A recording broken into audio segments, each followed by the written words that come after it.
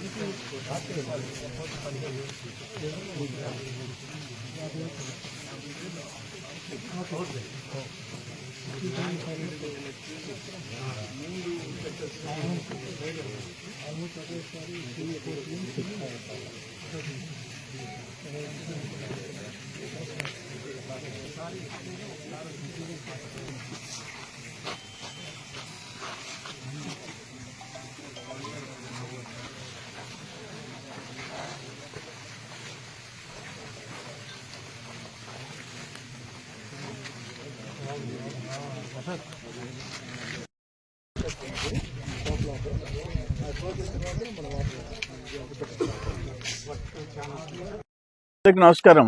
Kandaleru reservoir surplus via ఇక్కడ దీని capacity 3 vents ఉన్నాయి.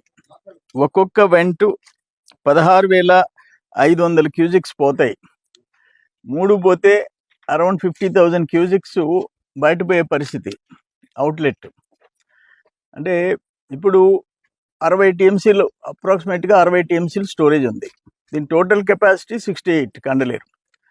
ఇక పైనుంచి క్యాచ్మెంట్ ఏరియాలో కన్నా భారీ వర్షం పడితే ఈ షటర్స్ ఓపెన్ చేసేస్తే ఒకసారి ఇప్పటికీ ఒక 44,000 క్యూజెక్స్ అవుట్ఫ్లో వచ్చింది ఒకసారి భారీ వర్షాలు క్యాచ్మెంట్ ఏరియాలో వచ్చినప్పుడు. ఇప్పుడు సోమశిల నీళ్లు మనం సముద్రంలోకి వదిలేస్తున్నాం. ఇక్కడ లైట్గా దీనికి సప్లై చేస్తున్నాం. ఎంతవరకు వాడుకోవాలో అంతవరకు. నేనేమంటానంటే మళ్ళీ కన్నా క్యాచ్మెంట్ ఏరియాలో మంచి భారీ వర్షాలు పడితే ఈ షటర్స్ ఎత్తేస్తే కిందకి పోవాలా. ఆల్మోస్ట్ 14 కిలోమీటర్స్ పోవాలా, పోయి డేగపూడిలో కండలేరులో కలవాలా. ఇక్కడ జస్ట్ 560 మీటర్లు ఫారెస్ట్ ఏరియా, దాన్ని వాళ్ళు అలో చేయటంలా ఎక్స్కవేట్ చేసేదానికి. అది చేసి ఆల్మోస్ట్ ఈ కాంట్రాక్టర్ చేసిన దాన్ని కాకుండా 12 కిలోమీటర్లు 95 కోట్ల రూపాయలు మనం మళ్ళీ టెండర్స్ పిల్ చేయాల్సిన అవసరం ఉంది. మరో 95 crores. ఇది ఎమర్జెన్సీ వర్క్, ఇది అత్యవసరమైన వర్క్. లాస్ట్ 5 years వాళ్ళు పట్టించుకోలే. ఇప్పుడు దీన్ని జిల్లా కలెక్టర్ కూడా అర్థమైంది పరిస్థితి. మేము కూడా ఎస్టిమేట్ ఇవన్నీ తీసి దీన్ని ముఖ్యమంత్రి గారికి నేను ఇస్తా. ఆ ఫారెస్ట్ క్లియరెన్స్ కూడా ఆల్టర్నేటివ్ 560 మీటర్స్ 560 మీటర్లు ఫారెస్ట్లో తవ్వేదానికి ఆల్టర్నేటివ్ ఉదయగిరిలో ల్యాండ్ కూడా ఫారెస్ట్ వాళ్ళకి చూపించారు. నేనేమంటానంటే ఫారెస్ట్ డిపార్ట్మెంట్ కూడా ఇది ప్రజల ప్రాణాలకు సంబంధించింది.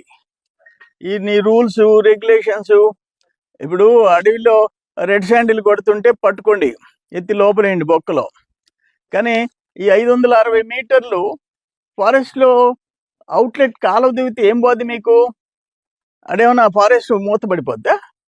లేదే, మధ్యలో కెనాల్ దవ్వుతారు, వెళ్ళిపోద్ది. అది నువ్వు తవ్వలేదు, నీ ఫారెస్ట్ కూడా మునిగిపోద్ది. ప్రజల ప్రాణాలకు ముప్పు, రైతుల పొలాలు దెబ్బతినిపోతాయి. అందుకని ఇక్కడుండే డిఎఫ్ఓల దగ్గర నుంచి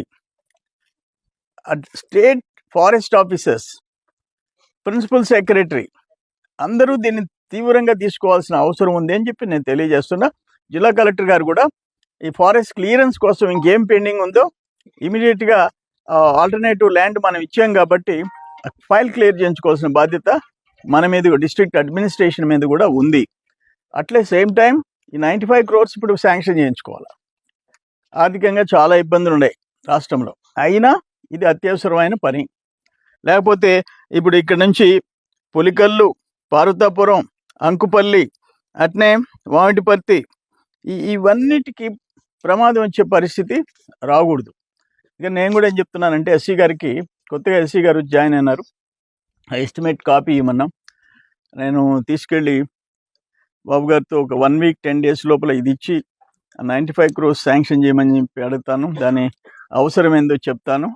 సేమ్ టైం ఈ ఫారెస్ట్ క్లియరెన్స్ కూడా ఇప్పుడే నేను కలెక్టర్ గారితో మాట్లాడి దాన్ని నేను ఫాలోఅప్ చేస్తాను. ఎస్, నేను ఒక మంత్రి కూడా ఉన్నాడు. ఏం చేశారు మీరు? ఇప్పుడు ఈ 95 కోట్ల వరకు చేయించకుండా, ఈ ఫారెస్ట్ క్లియరెన్స్ చేయించుకోకుండా కండలే ఎడం కాలువ ఎవరు అడిగారు మిమ్మల్ని లైనింగ్? ఇది చేసి అది చేయొచ్చు కదా, అత్యవసరమైంది. ఇప్పుడు మస్తాన్ బాబు చెప్తున్నాడు, నిన్న పెంచిల్కోన దగ్గర నుంచి భారీ వర్షం పడింది, సాయంత్రం వరకు కొనసాగుంటే ఏంటి పరిస్థితి? ఎన్ని గ్రామాలు నష్టపడతాయి? సో ఏది అవసరం అనేదిలే, దేంట్లో కమిషన్ వస్తుంది అనేది ముఖ్యం. ఆ గవర్నమెంట్లో ప్రజలకి ఏది అవసరం అనేది లేదు. కండలేరు ఎడం కాలం మేము చేయించాము, బ్యూటిఫుల్గా ఫంక్షన్ అవుతుంది, దానికి ఎలాంటి ప్రాబ్లం లేదు. ఇటువంటి అత్యవసరమైన పనులు చేయించి లైనింగ్ చేయించు.